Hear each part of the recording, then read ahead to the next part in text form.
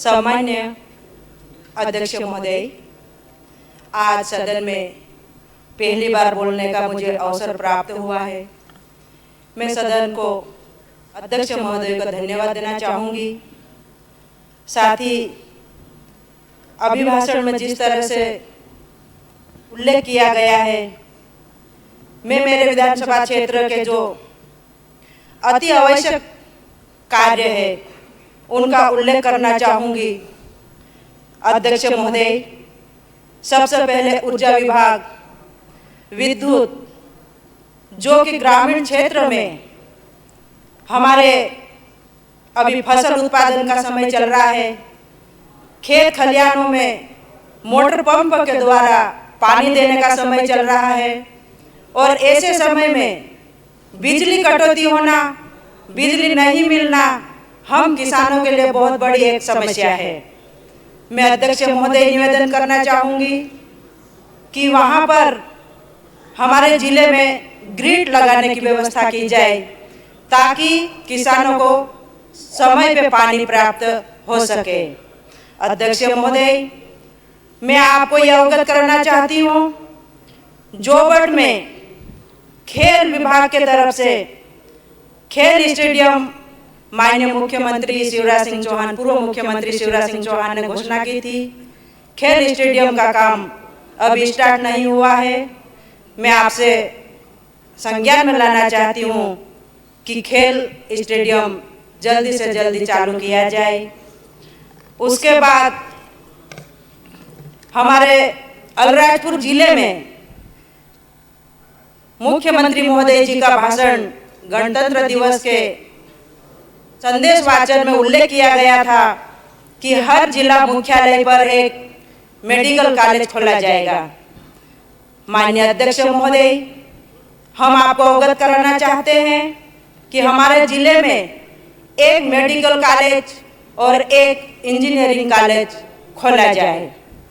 माननीय अध्यक्ष महोदय, हमारे जोबट विधानसभा में पूर्व मुख्यमंत्री शिवराज सिंह जी चौहान के द्वारा 100 बिस्तर का अस्पताल खोलने का एक घोषणा की गई थी, लेकिन हमारे मुख्यमंत्री, पूर्व मुख्यमंत्री के द्वारा जो घोषणा की गई वह भी अभी तक अमल में नहीं आई है। माननीय अध्यक्ष महोदय, 100 बिस्तर का अस्पताल खुलने से जोबट के अलीराजपुर जिले के जितने भी जो स्वास्थ्य संबंधित मरीज है, उनका स्वास्थ्य खराब होने के कारण उनको तत्काल गुजरात रेफर कर दिया जाता है। तो निश्चित ही यह अस्पताल बनने से यह हमारे लिए एक अच्छा साबित होगा। इसी तरह से माननीय अध्यक्ष महोदय, आज तक हमने शुरू से सुनते आ रहे हैं कि हर वर्ष 2 करोड़ युवाओं को रोजगार देने की बातें होती है, लेकिन अध्यक्ष महोदय, हमारे युवाओं का भविष्य किस तरह से अंधकारमय में जा रहा है। मैं पूछना चाहूंगी, क्या युवाओं को रोजगार मिलेगा या नहीं। युवाओं की एज बढ़ते जा रही है और हमारे देश के युवा पलायन करने के लिए मजबूर हो रहे हैं। मैं चाहूंगी अध्यक्ष महोदय कि युवाओं को अधिक से अधिक रोजगार दिया जाए, क्योंकि बैकलॉग के पद पहले से खाली पड़े हुए हैं, इनकी भर्तियां की जाए। इसी तरह से हमारे किसानों का, आज हमारा किसान परेशान है, किसानों को खाद भी समय पे मिल नहीं रहा है। अध्यक्ष महोदय, हमारे किसान खेती पर निर्भर रहते हैं, उनको समय पे खाद और बीज उपलब्ध होना चाहिए। मैं अध्यक्ष महोदय से निवेदन करूंगी कि संविदा कर्मचारियों के नियमितीकरण का आदेश हो चुका है, लेकिन अभी तक उनका ऊपर कोई अमल नहीं हुआ है।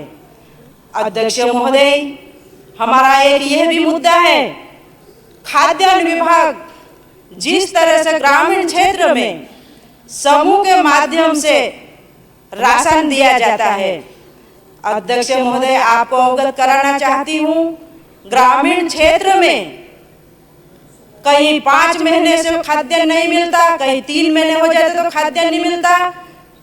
ग्रामीणों को बिल्कुल भी खाद्य नहीं मिल रहा। इसको गंभीरता से संज्ञान में ले ताकि ग्रामीण लोगों को समय समय पे खाद्यान्न मिलता रहे।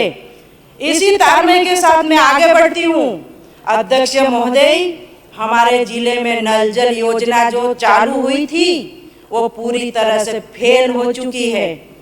ग्रामीण जिस तरह से परेशान हो रहे हैं ग्रामीण क्षेत्र में, अध्यक्ष महोदय मुझे आज बड़े दुख के साथ कहना पड़ रहा है कि मेरे अलीराजपुर जिले विधानसभा 192 में गुजरात से लगा हुआ राज्य है, गुजरात से लगी हुई बॉर्डर पर आज भी ग्रामीण क्षेत्र के लोग कुएं का पानी भी नहीं बल्कि नाले का पानी पीने को मजबूर है अध्यक्ष महोदय। और आप इस बात को संज्ञान में ले कि है ना तो हेडपंप मिल रहा है, ना ही वहाँ पे नल जल योजना सक्सेस हुई है। इसीलिए जमीन पर ग्रामीणों का जिस तरह से पीड़ा हमको देखने को मिली है, हमें बहुत दुख के साथ कहना पड़ रहा है कि अगर नाले का पानी और झीरी का पानी ग्रामीण पिएंगे तो बहुत जल्दी बीमार होने की संभावना है। अध्यक्ष महोदय, इसके ऊपर विशेष ध्यान दिया जाए। माननीय अध्यक्ष महोदय, आगे फिर बढ़ना चाहूंगी। हमारे कठीवाड़ा ब्लॉक अलीराजपुर जिले के मिनी कश्मीर के नाम से कठीवाड़ा ब्लॉक को हम पहचानते हैं। वहां पर जाने के लिए कई वर्षों से रोड नहीं है। पहुंच मार्ग 15 से 20 किलोमीटर का जो है जिला मुख्यालय पहुंचने के लिए, कठीवाड़ा पहुंचने के लिए, अगर कोई बीमार हो जाता है, कोई डिलीवरी केस आता है, कोई अचानक बीमार होता है, 108 बिल्कुल नहीं पहुंच पाती है।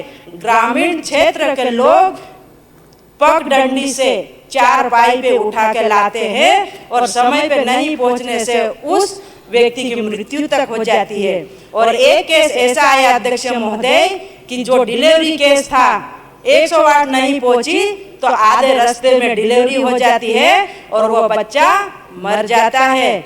ऐसी स्थिति में आपको इस विषय को गंभीरता से लेना चाहिए।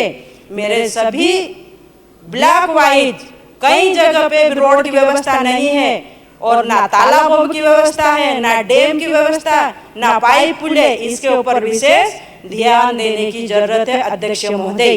श्रीमती सेना जी, अब समाप्त करें।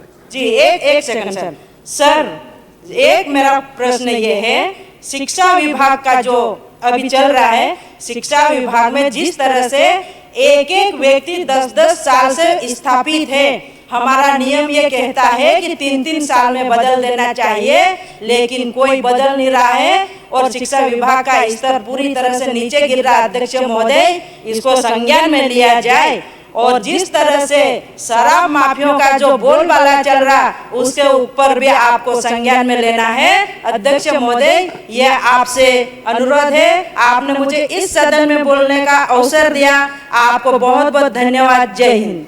श्री प्रीतम सिंह।